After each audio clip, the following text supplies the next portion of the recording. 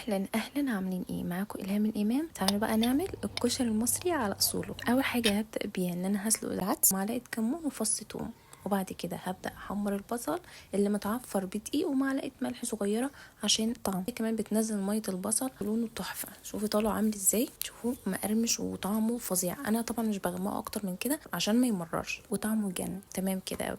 هاخد شويه من زيت البصل، بعد كده هحمر شعريه وانزل بقى بالرز، رز بشعريه عادي جدا. هنزل بالمكرونه كمان واشوحها كويس جدا مع الرز والشعريه. لازم نشوح كويس جدا عشان كل حبايه تتغلف بالزيت وما يعجنش معايا. بعد ما نزلت بالميه حطيت الاسباجيتي وزودت شويه ميه كمان. ظبطت بقى الملح وشويه فلفل ورشه كمون.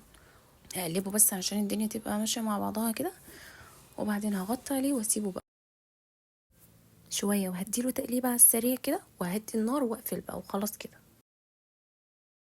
نيجي بقى للعدس بتاعنا، اشوحه بشويه زيت وفص ثوم وشويه ملح.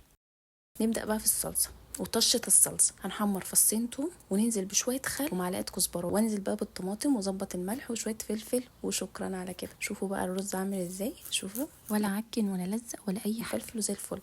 نغرب بقى وشوفوا الجمال. جربوا الطريقة دي احلى كمان من اللي بنجيبه من بره. الرصة دي بقى زي ما انت عايزة تحطي العدس تحت، عايزة تحطي العدس فوق، اللي انت عايزاه. بس انا بحب كده كل حاجة تبقى متغطية بالصلصة.